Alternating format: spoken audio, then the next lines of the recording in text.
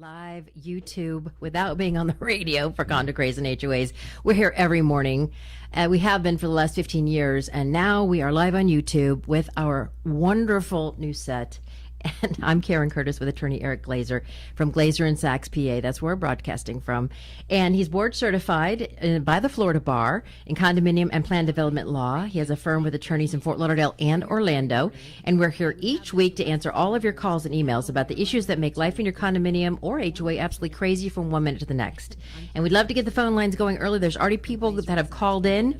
You're still able to call in. The number is very easy, 717-452-9378. That's 717-Glazer-8. And I'm hearing mix minus, so I'm going to stop with that. But Eric, this is so exciting. Absolutely, and we're also, you can ask us questions in the chat box. It's free legal advice still, no problem. Going to be great. Again, the number 717-Glazer-8 or 717-452-9378, 717-452-9378. And of course, if you're a fan of the show, don't forget to subscribe to two things. Number one, the Condo Craze and HOAs channel on YouTube, where you can watch the show live, ask questions, and if you miss a show, you can watch the show at your convenience.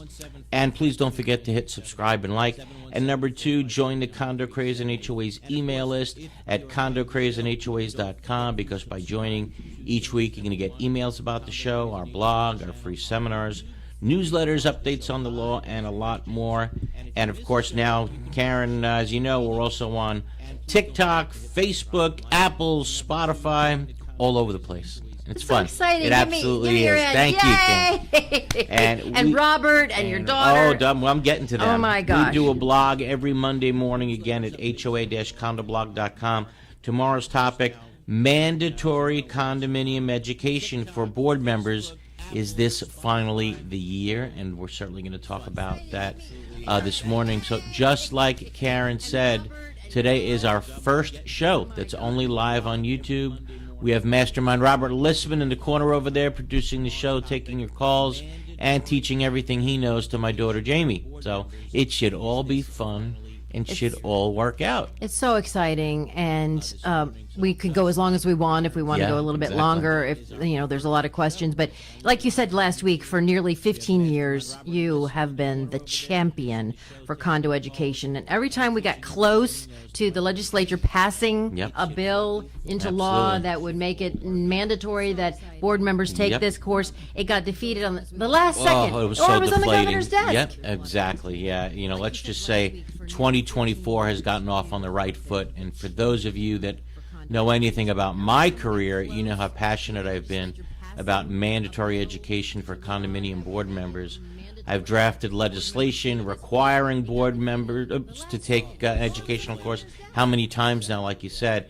And each time it would make it into a bill, and for whatever reason, it would be removed from the bill at the last freaking moment. It was so deflating, right? Frustrating. I remember one year your mandatory education language passed the House, passed the Senate, was sitting on the governor's desk. This was Governor Scott. Exactly. And it was waiting to be signed by him. It was a Sunday. Yep. And it was included in a larger bill that again kicked fire safety down the road. Right. And of course, don't you know what happened when the bill was sitting on the governor's desk, like you said? There was a terrible fire in London, England. And it was a loss of a lot of lives. It was a condo, like a apartment building. It went up in flames completely in a few seconds. Flammable. It was unbelievable. People inside. So think about it. The governor had this bill on his desk, and it was like, wait a minute. Now I'm going to sign a bill that kicks fire safety down the road when all those people died in London yesterday. These are all signs from the universe. Yeah, it was just really bad timing. But that was then. This is now, everybody. Now we unfortunately live in a post-Surfside, post-Champlain Towers world. And over the last 2 years, Florida condominium laws, as we know, have changed dramatically. Some people aren't too happy about it, but they changed dramatically. We have mandatory building inspections, right? We got mandatory reserve accounts are now required. Structural integrity reserve studies are now required. All these things, for the safety of buildings. And in addition to all that complication of laws, Failure of the condominium directors to comply with all these new laws constitutes a breach of their fiduciary duty to the owners. They could be held personally responsible. And individually, yeah. So, and yet, at this very moment, despite the fact that Florida has suffered the ultimate tragedy at Champlain Towers and the new condo laws are confusing to even me, the most experienced practitioners, you can still get certified as a director by signing. There's an affidavit that you can sign that says you've read your governing documents and promised to enforce them, which those governing documents have nothing to do with what's going on in 2024. Not at all. Zero. You don't learn a thing by simply signing that form, right? Or reading your governing documents. You learn nothing. You invented this course, and it's organic. It changes every year, and from course to course, from week to week, day to day. Exactly. You know how many? It's funny you say that. Do you know how many different versions I have of the course over the years? Because of how many changes there are to the law.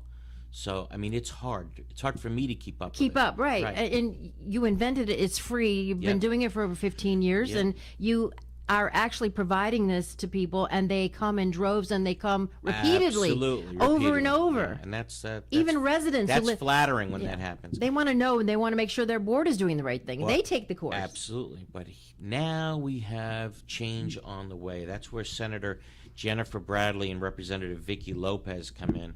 Senator Bradley has filed Senate Bill 1178. Yay. And Representative Lopez has filed House Bill 1021. So you've got both. Last week we didn't. We got both. That deserves a fist bump. So we got mirrored bills. We got mirrored bills. One in the House, one in the Senate. That's a huge step forward. And each of these bills require condominium directors to do both. To both sign the affidavit indicating they read the governing documents. And take an educational course within 90 days of getting put on the board. That's really smart. Did the other bill mandate that they do both before? I drafted that a long time ago. Very smart. Well, hello. That's why it's so smart. A long time ago, God. Right. We made him do both. Okay. So, and the new law states that the certification is valid for 7 years and doesn't have to be resubmitted as long as the director serves on the board without interruption during the 7-year period. But some of the board members have. Don't we have like 2-year but if they term limits? But most condos don't have term limits. Most condos don't. I would say 98% don't have term limits. But so as long as they're on the board without interruption, they're good. But here is the real big deal about this bill. Here's where it comes in. The bill states that 1 year after submission of your certification to the secretary and the educational certificate, you now have to take educational courses annually. Annually thereafter, if there's been any changes in the law, and you have to submit that certificate to the secretary of your association. Think about that. So now directors are on the same playing field as CAMs, as attorneys. We all have to take continuing education courses. So there you go. So does that nullify your certification, the 7-year certification, if you don't take the continuing education? Yeah, correct, because you're off the board if you don't comply. You're off the board. Wow. So then it's as if you're interrupted at that point. Right? So yes, you now have to go start again. So it really doesn't, you're not certified for 7 years because you still have to take the continuing. You still have to take it, even if you don't, that's a good point. Yeah. And if you don't, you're kicked off the board. But the question is, how many people are going to say, well, if you're going to make us go to school every year, it's now becoming too hard. No, I don't think so. I think they're going to welcome it. I agree. Look at the number of people how many people have you educated already? 25,000. 25,000. Yeah, around the state. And, how's all this going to become enforced? Each year, to check this out, you have to send in the $4 per unit per year to the DBPR. There's going to be another form that you're going to be required, that the directors are going to be required to fill out, that says they're in compliance with the educational requirement. Think of that. Now, I don't know what happens, to tell you the truth, if they're not in compliance with the educational requirement. I guess, some sort of a arbitration could be filed against them, or a lawsuit can be filed to get them off the board if they refuse to walk away. But at least here's a step that by the DBPR, we want to see proof that the directors are actually certified. Listen, I'm happy. This is exactly what I wanted it to be. It's actually more than I wanted it to be. Well, good. Because to be honest, I never drafted that bill that would require continuing education. Right. I mean, Representative Lopez and Senator Bradley went even further than I wanted the legislature to go. So Well, when to say that they both made me happy is an understatement. I wonder if they live in condos, because remember when you first started drafting it, there was only one person in the Florida legislature that lived in a condo. And that's Senator Pizzo. Yeah. And I left him out, unfortunately. Senator Pizzo was a co-sponsor of this bill. And why is that important? Because we have both Democrat and Republican support bipartisan in this bill, and it's now in both the House and the Senate.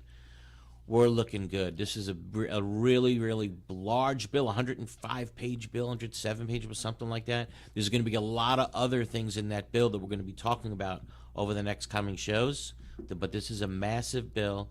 Condominium law was truly put under the microscope. This is your legacy, and more than half the state lives in a gated community, mostly condos. Senator Pizzo does, I know that. And so it affects millions of Floridians. Yeah. And, you know, you've always preached that education can and will save lives, and these bills, if passed, will do that. They will save lives. No doubt. That's how I feel, and perhaps, you know, this is finally the year that I can say good things come to those who wait, and I just hope that this is the year that the wait ends, and I think it will. I do too. I have faith that it's going to happen. So again, thank you to Representative Lopez, Senator Bradley, Senator Pizzo. Kudos to all three of you. If this goes through, you did a wonderful thing for the residents of the state of Florida. This would be great. You did too. Thank you. All right, let's see what our listeners and viewers think about mandatory continuing condo education. Do you think it's going to make people not run for the board anymore? No. Do you think people are going to say, that's it, I've had enough? I think the right people will run for the board. Let me tell you this. Exactly. If your board members don't want to, you don't want them on there. 2-3 hour course every year. Exactly. I don't want you sitting on my board. It's going to weed out the lazy people. Exactly. Look, that's the way I think about it. So I got to give out the new phone number now. Okay. Right? So you want to call into our new show. 717-GLAZER-8. Again, 717-GLAZER-8. That's 717-452-9378. So you just dial that on your cell phone. It's so cool. You just 717-GLAZER with a Z. GLAZER-8. We got the phone picks up and says, thank you for calling Condo Craze and HOAs. What's your name? Leave your name. What's your topic? Slick. We know and it pops up right in front of Robert's face and over we'll there. Hear from Robert. And Robert puts the calls through to us. It's going to be great. Okay? So we'll be back right after. Very large management companies, and there are very small management companies. And I think Affinity sits somewhere in the middle of that, where they are big enough to provide you with all of the back of the house services, the accounting, the infrastructure, the support systems, but small enough to be high touch. We believe at Affinity that we do the 9 to 5 so that you don't have to do that.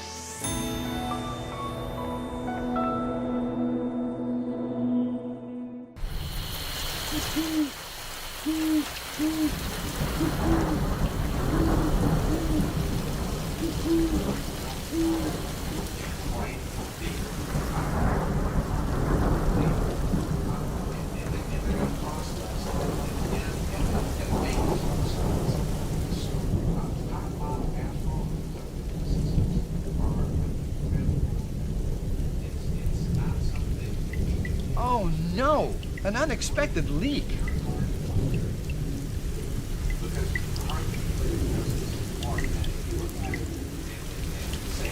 Jay, you know that's no way to solve a roof problem. Call Best Roofing. We solve roof problems. We are DMI Paving and Seal Coating, Florida's parking lot experts. We specialize in asphalt paving and repair, including pothole repair, seal coating using JC7 or polytar, concrete curbs, ramps, and walkways, and striping and pavement marking, as well as ADA compliance. We service commercial properties, including homeowners associations, apartment communities, shopping malls, warehouses, stadiums and arenas, and more. Experience is worth more than anything in an industry like ours, and our staff has decades of it. We have specialized equipment for any job, regardless of size, saving you time and money. DMI has a reputable history. We have been in business since 1956. We serve the state of Florida from 6 locations. Let us bid on your next parking lot project. Visit us online at dmipavingandsealcoating.com. Rimkus Consultants offer the professional expertise to help condominium and cooperative communities provide safe, compliant buildings for their tenants. We have more than 170 Florida licensed engineers and architects who are experienced with local regulations and can assist with Senate Bill 4D compliance. We can help with milestone structural inspections, capital expenditure evaluations, structural integrity reserve studies, and developer transition reports. Focusing on energy, resilience, maintainability, and sustainability, our experts can help with every phase of the building life cycle. For mitigation after a catastrophic event, building restoration, repair and remediation consulting, or Senate Bill 4D inspections, please visit rimkus.com.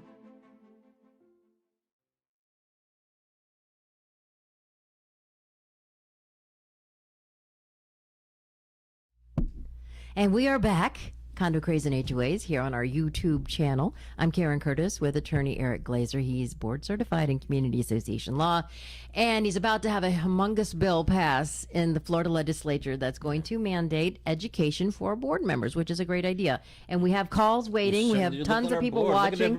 Thank you so much. This is great. All right, Don. Oh, she didn't want me. This is funny. She writes in, please don't use my name.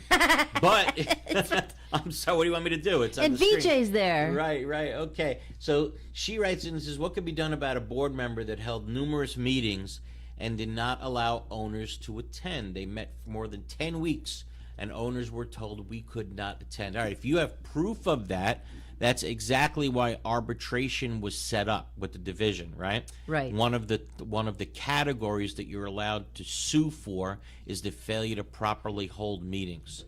And if meetings were going on without proper notice to the community, that's the perfect arbitration case. You file that, you get some proof that that's what they were doing.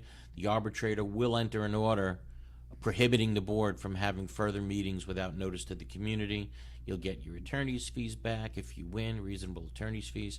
So that's like a perfect case. That's what arbitration was set up for, and so that boards can't do that. We're not talking about board members in the pool talking about business. Is that a board meeting? Look, if they're in the pool, just because in their bikinis and bathing suits doesn't mean it's not a meeting if they're talking shop. But and if you have a quorum. If they're emailing each other, that's not a funny? meeting. That's not a meeting. Okay, that's not a meeting. Exactly right. Okay. They can email each other all day long. They could sit next to each other. The entire board can sit next to each other. Don't say a word. Don't talk. And email. But email each other. But that's not a meeting. I should have access to their email then. You should, and then there's a case that says so. Okay. But I don't know of any arbitration decision yet that forced the turnover of the emails or a court case that forced it. I don't know if anybody has pushed the envelope yet, but we'll see. Yeah. All right, so here it is. Here's the test. Our first inaugural caller on YouTube. Who do we got, Rob? We have Gary. Gary. Hey, Gary. Hello. Yeah, hi, Karen. Hey, it's Barry. Barry, not Gary. Of course, it had to be Barry. Barry, you get the honor. Yeah, Eric, I want to thank you greatly for giving me that private number so I can always be first on the show. Only for you. Only for you. Well, hold on. Now, since Barry called in, and Barry, I did this last week. This bill does not happen. Let me make it perfectly clear. Without Barry. This bill does not happen. You think I got time to do what Barry did? What Barry did, he was on top of the senators and the members of the House constantly. He helped draft the language. He's an attorney, right? Yeah, Barry, you're Cornell law grad, right? Yeah, yes. Yeah. Yes. And bottom line is, this does not happen without Barry. So Thank you, Barry. Thank you so much. I mean, I will not, absolutely will not steal the spotlight from Barry. This is his. This is the Eric Barry law. There you go. No, Barry said it's the Barry Oh, Eric. the Barry. Going alphabetically. So again, thank you, Barry. Eric does not give me any private numbers. I call in just like everybody else. Yep, So I don't want 717 people Glazer to- 8. That's right. I did that, nothing else. So my question is, Senator Bradley recently said that she thinks the CSRS reserves don't have to start being funded until 2026. Right. I don't agree with her. I think she's wrong. But the question is, if you can waive reserves for 2025 by having a vote before the end of 2024, Right. why would you have, if you're going to waive reserves for 2025, and she says the whole thing doesn't start till 2026, Right. then what are you waiving? And my second question is, there's 25,000 SERS studies that have to be prepared by the end of next year. Right. Maybe they can get half of them done. By the end of this Why year, not right? have By the end of this year. by the end of this year, if it's not effective, and she doesn't want it Right. effective until Okay. 2026, move the deadline. 100%, you're correct on that. Move it at least 6 months, right? So what Barry's saying is there's Move it the whole year. Yeah, okay, so there's a deadline right now in effect for everybody. This is so important for everybody to know. If you're in a condominium building, let's put Dade and Broward on the side for a second, but if you're in a condominium building 3 stories or higher, right, you have until December 31st, 2024, coming up. Yeah. I mean, In a year. Yeah, right, in a year, but it's got to be done by December 31st, 2024. So Barry is saying if they're making everybody do this by December 31st, 2024, so why are they saying that it won't start mandatory reserves until 2026? Wouldn't it make sense that since the deadline to comply is December 31st, 2024, that the law intends you to start reserving January 1st, 2025? Yes. And yes, that would certainly make total sense. But you can argue the statute either way, because it says if you pass it starts with any budget passed after December 31st, 2024, which means you're going to pass the budget Right. in 2025 for the 2026 year. So there's different ways to interpret it. But Barry, let me ask you this question. Why not clarify that? If typically that's called a glitch bill. If we think that there's glitches in the current law, a glitch bill is filed the following year. It's very common. Fix it. Yeah, it's a fix-it bill. So Barry, what's the chance of a glitch in the new bills that are out there? Why don't we just, to make it very simple? Or why don't boards just start reserving? Well, that's I think that's what so much Senator easier. Bradley and Representative Lopez are saying. Why not do it now anyway? Do it anyway. Right, we don't need to have a right. law that you have to do it. Right. You know you're going to have to do But it. Barry, what's the chance of getting it fixed so that everybody knows for sure? Listen, I will tell you, I know for sure that I'm teaching that you have until the January 1st, 2026, and you could waive it for 2025. And as you know, Barry, I'm teaching that in part because that's what the division of the condominium board certified condominium law attorneys, and we're all part of this group. That's the official position that we've taken. Does it mean that we're right under the law? No, I don't think anybody knows for sure if we're right on that. But what's the chance of having a glitch bill? Oh, there's bill exists. Why not just fix the glitch, right? What's the chance of that? Okay, there's the chance of that is 0%. Absolutely 0%. Because what they think that it's okay? No, I'll tell you why. I drafted 15 unresolved structural integrity reserve study questions. Right. There's about 15 of them that aren't answered. Yeah. I explained all 15. I drafted the statutory language for 15. I've sent it to Pizzo, Bradley, and Lopez. They've had it for weeks. They won't touch it. There's no political gain. The reason why they won't touch it is because there's no political gain for them. They want to say, we fixed the reserves, we fixed the milestone inspections, and now we're doing other things. We want to go on to fraud. We fixed education, right? There's a lot in their bill that we're going to be talking about over the next few weeks. So maybe, look, I know how you feel, but the reality is, I guess, in a year or so, you're going to have to comply anyway. You know what I mean? So everybody, eventually, after time, right, we won't need it fixed because I guess by January 1st, 2026, 2 years from now, right? 2 years from now, as we're doing the show, God willing, everybody's going to have to be reserving. That's what we know. So I guess they're figuring, look, if we just wait it out, it'll work itself out. That's I don't right. know. But Barry, kudos to you again. Thank you so much for all the Thank time. you. Look how much time Barry's putting in just trying to fix. I know. What everybody's understand what's going on. I want everybody to understand what Barry's talking about. I'm teaching in my board certification classes. You have until January 2026. If you waive for 2025, there are other attorneys teaching it the other way. Ugh. Yes, that no, you got to comply by January 1st, 2025. So, people are going at these seminars and saying, wait a minute, I heard something else. So Barry's right.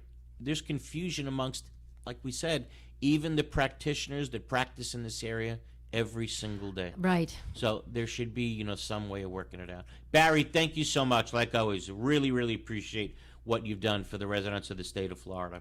Let's see. Richard writes in on the board.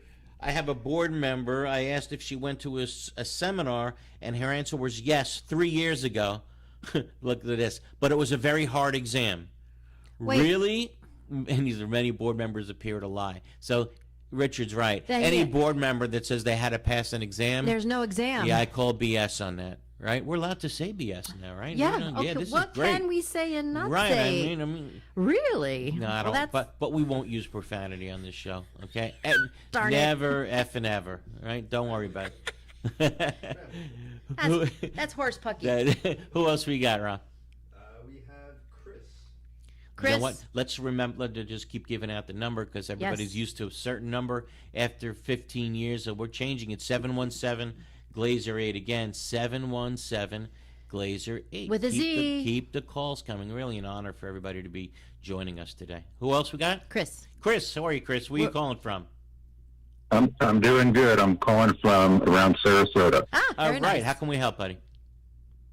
Well, first off, I just want to be clear. I'm not allowed to use profanity, or I can use profanity. Oh, I whatever. don't know what the answer is. Wouldn't YouTube kick us off if we use profanity? I don't I'm know. just, You know I'm what? just joking. My question relates to, by the way, the education thing was fantastic. I think board members not being educated as to the laws I'm so is happy you feel absurd. that way. And I took myself a Condo cam class just to see what cams learn. And Right. to me, there's a lot of good, unbelievably good content there that board members should be aware No, of. no two ways about my- it. The fear is, I didn't mean to cut you off, but the fear is if you're going to make board members do too much and go to take too many classes, that they're going to say, screw this, I'm not running for the board. I know. I've had enough. I'm not getting I- paid for it as it is, so they're going to make me take classes now. I would be happy if I'm running for the board that you are offering me a free course on what the you hell I'm should supposed be to happy, do. exactly. I'm thrilled. Right. Someone's teaching me what to do. Yes. How great is that? Information is well, power. Unless you're the person that says, I know everything. Right. Right. You've been on the board forever Right, and you I- think that right. you know what's going I know. on. The people that don't want to take the class are the ones that say, I know everything. I've been on forever. We don't want and they're them the on the ones board. that scare me the most. Yeah. All right. I'm sorry. What's your question? So well, my question relates to an election dispute.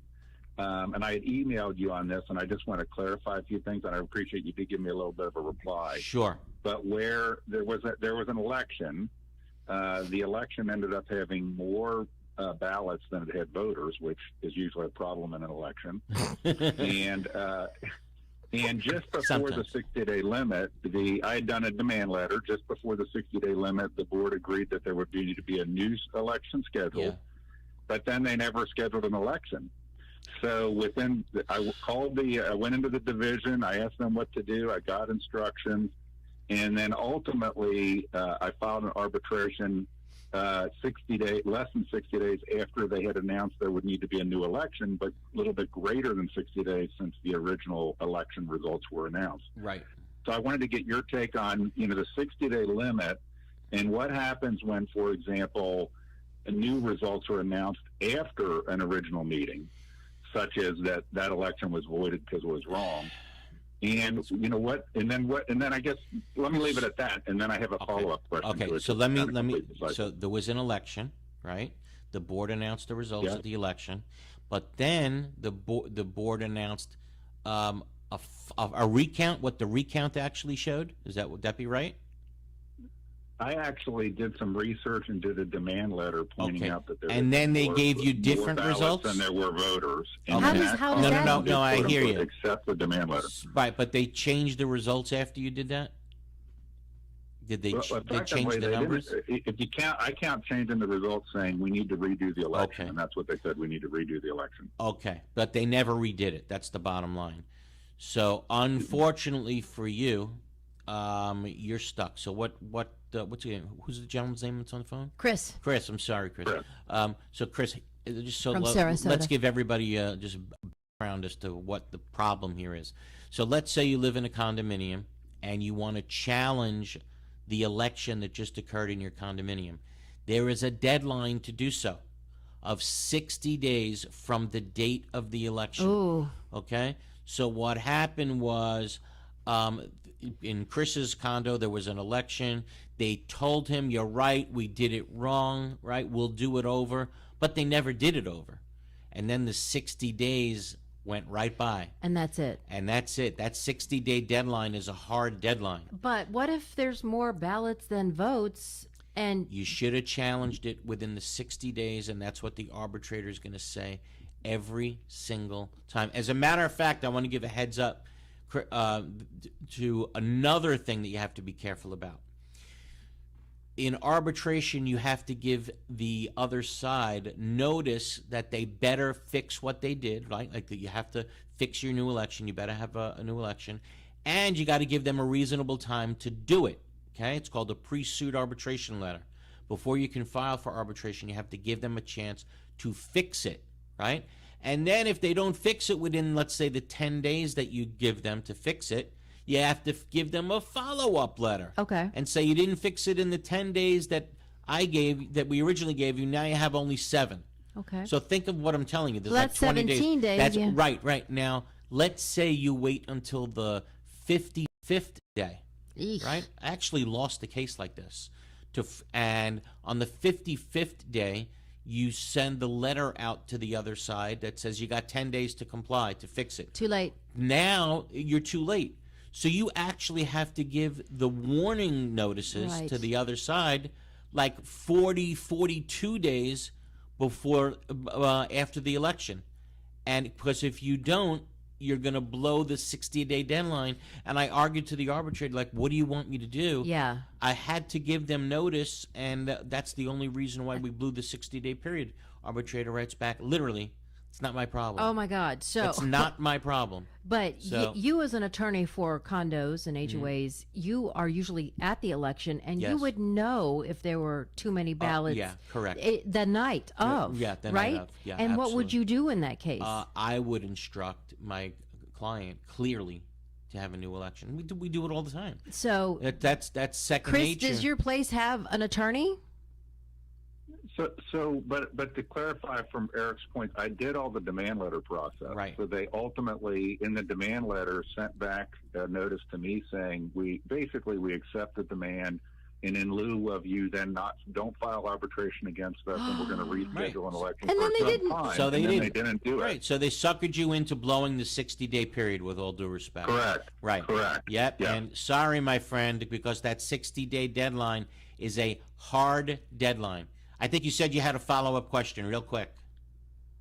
Well, just to be clear on that, that means too that then it's fair game for boards to either not respond to record requests Correct. around elections Wow. and to lie about accepting demand letters. Well, and not- if they do no, that, no, if no, they- it- and they it's do that not for the 60 same. days, that's okay. It's not by the them. same as not responding to records requests. If they don't give you access to those records within 10 business days, you have a right to sue, and there's no deadline to sue. There is no 60-day deadline to file your arbitration for them failing to give you access to records. There's only a 60-day deadline after an election, so don't confuse the two, okay? All right. I hope that answers your question, buddy. Thank you. Let's do this. Let's Thank take you. you got it. Let's take our bottom of the hour break. Taking your calls. Keep them coming in. We're Awesome. flattered that everybody's joining us this morning. 717-GLAZER-8 again. 717-GLAZER-8. We'll be back right here. Very large management companies, and there are very small management companies. And I think Affinity sits somewhere in the middle of that, where they are big enough to provide you with all of the back of the house services, the accounting, the infrastructure, the support systems, but small enough to be high touch. We believe at Affinity that we do the 9 to 5 so that you don't have to do that.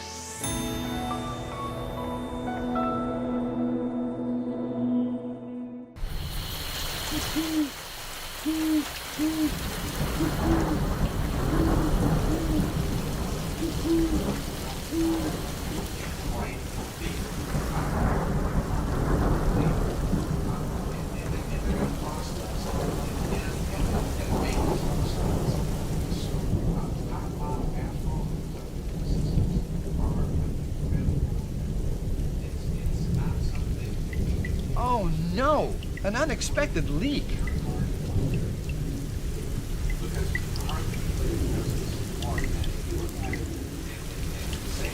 Jay, you know that's no way to solve a roof problem.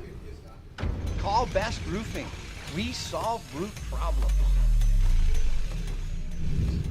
We are DMI Paving and Seal Coating, Florida's parking lot experts. We specialize in asphalt paving and repair, including pothole repair, seal coating using JC7 or polytar, concrete curbs, ramps, and walkways, and striping and pavement marking, as well as ADA compliance. We service commercial properties, including homeowners associations, apartment communities, shopping malls, warehouses, stadiums and arenas, and more. Experience is worth more than anything in an industry like ours, and our staff has decades of it. We have specialized equipment for any job, regardless of size, saving you time and money. DMI has a reputable history. We have been in business since 1956. We serve the state of Florida from 6 locations. Let us bid on your next parking lot project. Visit us online at dmipavingandsealcoating.com. Rimkus Consultants offer the professional expertise to help condominium and cooperative communities provide safe, compliant buildings for their tenants. We have more than 170 Florida licensed engineers and architects who are experienced with local regulations and can assist with Senate Bill 4D compliance. We can help with milestone structural inspections, capital expenditure evaluations, structural integrity reserve studies, and developer transition reports.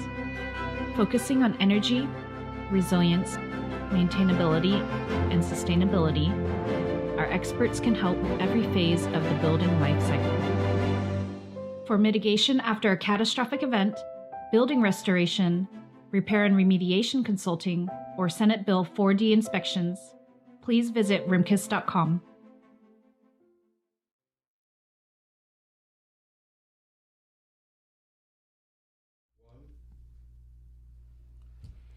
Welcome back to Condo Craze and HOAs on our YouTube channel, Condo Craze and HOAs. I'm Karen Curtis. That's attorney Eric Glazer. He's board certified in community association law. We're taking your calls live. The number is 717-GLAZER with a Z8. You just dial that into your phone. You'll be asked who you are and blah, blah, blah. And we've got a couple of calls waiting. Absolutely. But so let's look at the board for a second. Kathy writes in, getting educated by Eric is always a blast. I highly encourage it. Kathy, thank you so much. Deborah writes in that says the president just tells the board members to sign the form. I'll tell you what gets me angry. We have an election, right? And I've seen this too many times, and it really bothers me. We have an election, right? New people get elected to the board, right? Congratulations. They sit down. They take their seats. The first thing the management company does is take out the form. No. And says, here, sign this and you're certified, everybody. Now, these people haven't read anything yet, obviously. Yet their management company is telling them, sign this form and you're certified. How terrible is that? That's absolutely an awful thing to do. It's like having your surgeon show up to do your total hip. Right. And they're like, just sign this document. And, you know, he's never even gone to medical school. Right. It's awful. Oy. And I know that, you know, lots of managers listen to the show. Don't do that. Don't ever do that. Why don't you encourage your board members? And believe me when I tell you, encourage your board members It's a win-win. to go to school. It will make your life easier. Yes. No two ways about it. So boards will stop doing stupid things that puts your job on the line. Yeah. Okay? All right, who do we got, Rob? We have Jamie. Jamie. From Jamie. Not your daughter, Not my daughter, Jamie. Okay. Go ahead, Jamie. How are you, Jamie? Hi, thank you. Where you calling Good, from, thank Jamie? you. Thank you. Palm Beach. Okay, how can we help you? Yes, I'm wondering, can a sitting board member for an HOA participate, like lead the efforts for a recall of the other board members? Absolutely. That's very, very typical. Absolutely. You know, And they can, absolutely. they can go door to door and get members to Yes, sign. they can. It's very typical. Sometimes, not sometimes, many times, as we know, we have a divided board, right? Let's say 4 hate the 3, or 3 hate the 4, or whatever it may be, or, you know, even a smaller, a 5 board member board. There's fighting between the 5, 3 versus 2. And what does one side do? They try to do a recall to get the other board members off. Happens all the time. Very routine. In an HOA. In an HOA, but a condo too. Okay. Yeah, very, very, very routine. Thank you. And how much information can that sitting board member give to members who, you know, maybe not going to the meetings? Like, what information can be provided? Just stuff that's public that other members have gotten through records requests? Right, exactly. Whatever is allowed to be given in a records request, right? There's a bunch of records that condominium and HOA board members can't see. We're talking about attorney-client privileged communications can't be seen. Medical records of unit owners can't be seen. So I'll if give you you another have, one. that would be Yeah. if you have an emotional support animal, correct. you cannot find out why you need the animal. Correct. The other unit owners are not entitled to that. That's exactly right. Medical records of other unit owners can't be seen. I'll tell you where a big problem comes in all the time. I get this type of an email all the time, especially during election season.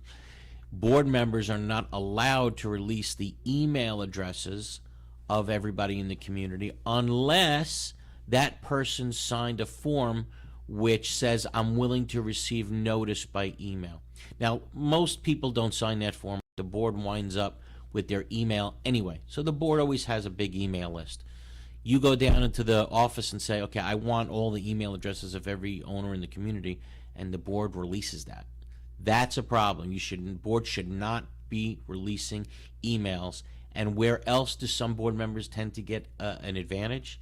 The board member, right, uses the email addresses that only the board knows to campaign for an election. Think about that. Wait a minute. Only the board has these email addresses, right? And they can't give them out. And the board members themselves running for re-election. So people that are running outside of the board don't have the email addresses. Cannot email. Correct, but the board members do. Now, I haven't seen any cases out there that would require a new election. That seems a bit rigged. Yeah, you think? but I haven't seen a case that says a new election would be required because of it. All right. Who do we got, Rob? Sorry, just a follow-up. Jim. Go ahead. I'm sorry. Go ahead. Finish. Ask your question. Jamie. I just dropped Jamie. Oh, you dropped okay. Jamie. All right. Okay. Who else we got? Sorry, Jamie. She can call back in if she wants to. Call back in, Jamie. 717-GLAZER-8. Let's do this. You know what? We're running late for our final break of the hour. So let's take our final break. 717-GLAZER-8. Again, 717-GLAZER-8. We'll be back. Or condo looking old, worn out, and in need of a fresh look? Then you need PD Painting to paint your property and make it look like new again. PD Painting will first properly prepare your home and condo and then use only the highest quality paint products. After many years in the painting industry, PD Painting has achieved a reputation for always delivering a reliable and professional finish. PD Painting is fully licensed and insured and offers a 7 to 10 year warranty. Their technicians are expert craftsmen. Let PD Painting handle all the details and then sit back and watch them restore your property and bring back that brand new look and feel. Need a service call? PD Painting will be there on the spot. Need financing? PD Painting can offer that too. Call PD Painting at 888-416-3204. Again, that's 888-416-3204. Go to the website pdpaintinginc.com. Need painting done in your home and community? Contact the experts at PD Painting.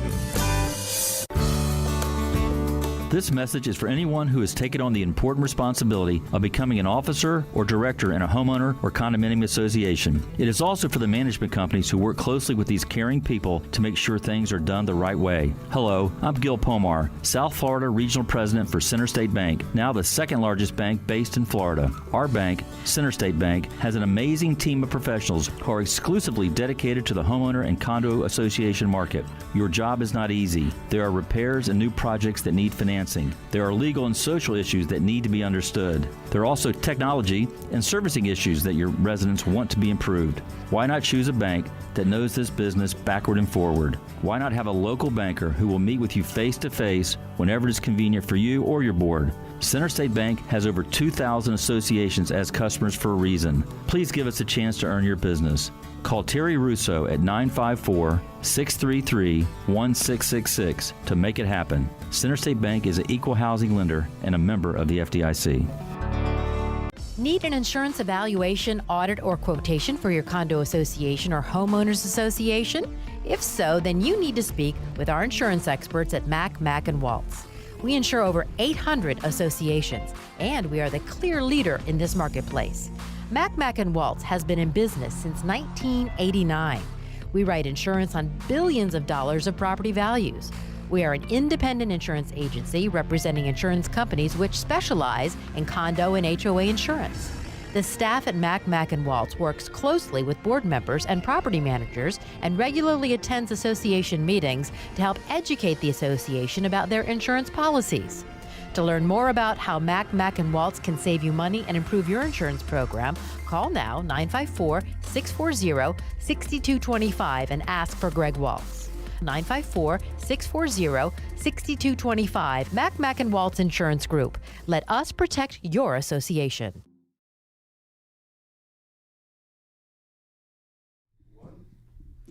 Welcome back to Condo Craze and HOAs, exclusively on our Condo Craze and HOAs channel on YouTube. And Eric and I are just so excited that this is our debut and it's working out so well. And don't forget to hit subscribe, hit the bell, so that you know when we're actually, because we could go on with a show whenever we want. The hell we want, exactly. Yeah. But again, don't forget to hit subscribe and like, please. Okay? All right, we got a few minutes left. Who do we got, Rob? Let's go back to Jamie. Jamie's back. Hey, by the way, if you like what you see, let us know. Yes, okay? please. Yeah, in the chat, right? I'm not, let's be honest about it. Two-way street. In the past, you let us know when the audio wasn't working or when the video wasn't working. Well, I think we got it down perfectly today. Yes. So if you like what you see, a pat on the back for us wouldn't hurt either. Yeah, and for Robert. Absolutely. It's been hard getting here, but it looks like we did it. Yay. Hey, So, Jamie from Palm Beach. Sorry, just one last question. No problem. Can board members prohibit another board member from using a community Facebook page that's not board related, but it's a community page? No, absolutely not. What I mean by that is, let's say somebody wants to open up their own Facebook page, okay? And they live in a community called Beautiful Gardens Condo, right?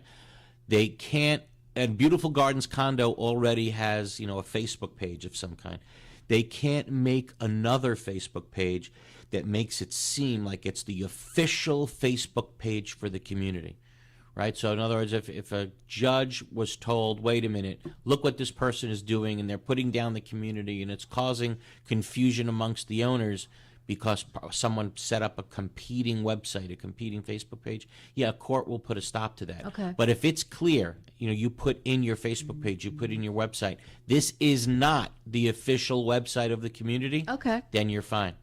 That's what you should do. Okay? Thanks for the call, Jamie. Thank you. Who else we got? Would it be legal for an association to require a tag to be purchased for all dogs that have been approved for the community? Like you have to yes, have your I think own tag? yeah, to register your pet in the community, very, very common. Okay. Absolutely, very common thing to do. Sure. Okay. Who else we got, Rob? We have John on the line. John. How Hello, are you, John. John? Good morning, guys. Happy New Year. I Happy wanted New to Year. ask because there's a budget meeting that's happening soon before elections, and they want to increase up to 100%, claiming that it's reserves, but they're not clear about the language. It's either yes or no. Either way, it's going to go up. So there's no other option to say, no, we don't want to have any of that approved, because the language is not clear. They're not clarifying if it's the official mandatory or if it's just on their own to increase the fees. And apparently it's before the election. So it seems like they don't want anybody to qualify to vote. So our concern is, how do we stop this? How can we stop this before it even votes? And if it goes through and it's not legit, and if it surpasses a specific percentage. I don't know if I'm understanding the question 100%. I think that's the law, though. You can't say no. Well, I think what I'm hearing is what's very common in a lot of communities right now. The board is not giving the owners the option to say we don't want fully funding reserves. A lot of boards let me explain this confusion on how this works. And I got a couple of lawsuits in my office in this regard. When the board sends out the budget, right, the only thing they're required to do, even now this second, is to have full funding of reserve accounts in that budget. Okay, you got to show it with full funding of reserves, and they are not required to give anybody in the community the opportunity to say, okay, you have a right to waive it if you want. There's nothing in the law right now that says the association must give the unit owners the right to waive reserves. Now, so what does that mean? Okay, suppose the unit owners want to waive reserves. Can unit owners get together and say, okay, let's call them a meeting, let's have a meeting, and at that meeting have a quorum, right? And now it takes, now it's not just a quorum, now it's a majority of everybody in the community. It used to be a majority of a quorum.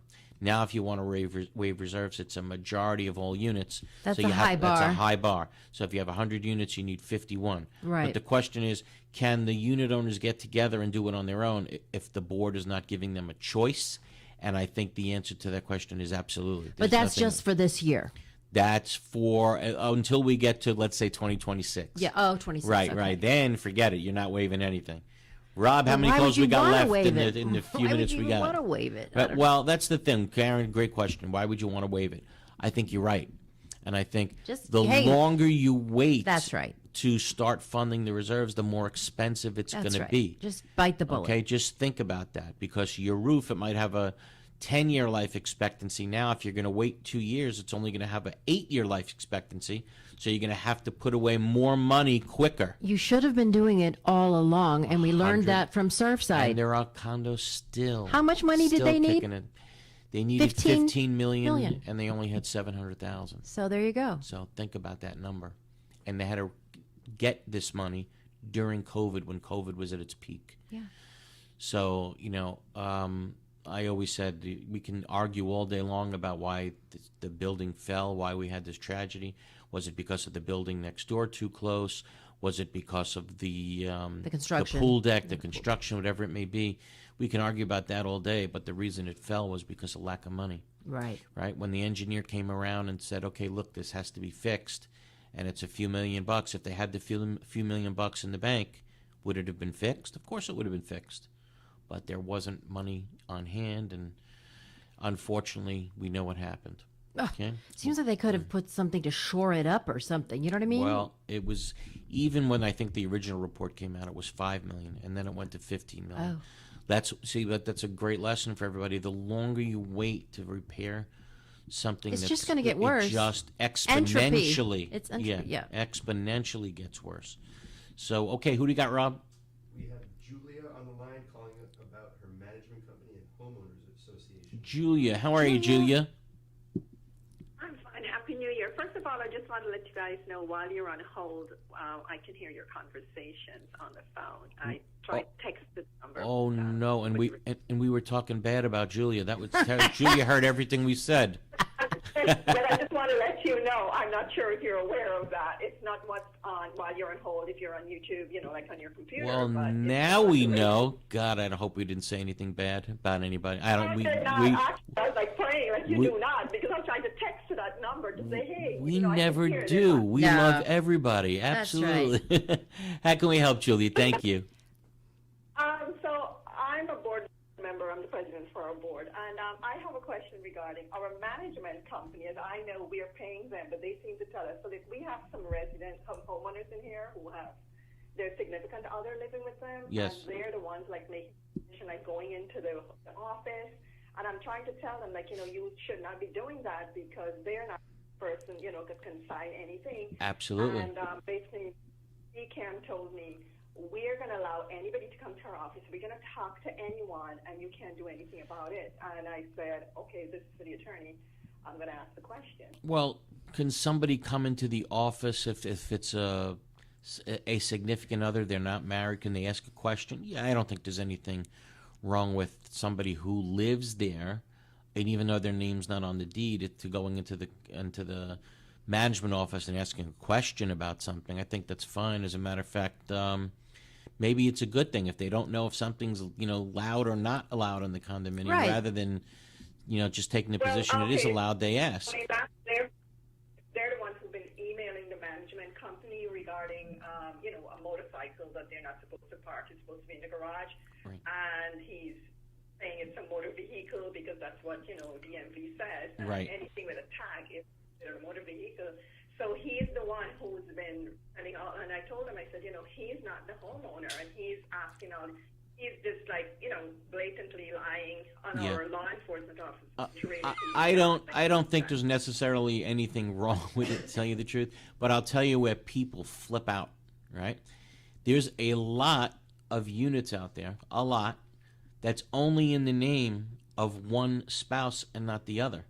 It's much more common than you think. Yeah. And people are married for 20, 25 years, and then the person whose name is not on the deed, I've had this many times, the person whose name is not on the deed, the spouse who's not on the deed, suddenly wants to run for the board, right? Oh, and you have to be you on the look at deed? the documents and you say you have to be a member to run. What is a member defined as? Somebody who owns the unit. So a lot of times the wife doesn't even know she's not on the deed. You know what I'm saying? That's right. And then they find out. And you know what? It works the other way. Oh, yeah. too, but believe me when I tell you. So I have to tell these, you know, the people who are living there their whole married life, right? And then they're 20 years that, look, I know Hey, you've been there for yeah. 20 years. And you're married. And you're married, but guess what, buddy? It's only in your wife's name, or it's only in the husband's name, and you can't run. And sometimes it results in an embarrassing, confrontation when they submit their name, and you got to tell them, no, you can't run. Sorry about that. Let's take one more call, Rob. Oh, wait a minute. Yeah. Before we do, there's some sure. hilarious stuff going on here. Eric, is the blue sound muff on your microphone a political statement? Definitely not. No. Definitely not. We got a red one of these. And then someone wants us to expand for 2 hours. How about that? Is that 1 hour goes too quickly. Is that the I love nicest it. compliment we can get? I we can love get? it. Let's Yeah. expand for 2 hours. As a matter of fact, though, it looks like we hit the end of today's show. Well, so, and one more. Does anybody know about special assessments and when they're due? They're due when the board When says they they're say due. you need to pay. You need to pay it. Right. Yeah. Typically, when your house has been liened and foreclosed, it's a good sign that That's they're, a good sign that to they're go past ahead and due. start paying. Definitely. And I'll say this. And on a scary note. Oh, okay? no. Foreclosures are way up. Oh, dear. Way up, and nothing happened yet. You know what I'm saying? Right. The laws requiring everybody to pay all this extra money hasn't kicked into place yet, and yet foreclosures are already way up. So what's that going to do? You're going to have the people who are not foreclosed upon having to pay for the people who are foreclosed That's upon, right. and then eventually what, developers are going to buy the whole building and then just knock it down and start over? Guess what? I had another talk with somebody just a few days ago who said, you know what? Now developers are getting a little scared. Really? A lot of developers are kind of backing off and saying, you know what? I don't know if we want to pour all this money into the building, because if things go really bad and people don't have money and don't want to buy in a condo because a condo is going to get really Right. bad press out there, right. then are we really going to be able to sell units in a condo now? So you foreseeing less condos in Florida? I don't know. Look, here's what I do know. Because they were building them. Right. Things are probably going to slow down a little bit, and it's going to have to. The market's going to have to take another 7 years or so to work all this out. That's the way I see it. And eventually, right, the condos will fall in where they should fall in. You know, if you believe in the capitalist way of thinking, right? That don't let the government interfere with this now, right? They'll only screw it up more. You know, too late. But the market will determine ultimately what condominium units should be selling for, when you have to have mandatory reserves, mandatory inspections, you know, and so on and so forth. And we'll see. Do I predict that some condominium units are going to go down? How can you not predict it? Yeah. How can you not predict it, you know? We'll see what happens, though. We'll see what happens. What I do know is that we had a great showing on our first show. Rob, you're the man, buddy. Thank you so much. Thank you so much, Robert. Karen, thank you so much for 15 years. How much fun is that? It was a great show today. I had a lot of fun. Listen, like you said, being asked to go 2 hours now, the ultimate compliment. Yeah. Thank you, everybody, for being loyal, following us here to YouTube. It's so appreciated. You have no idea. You were worried.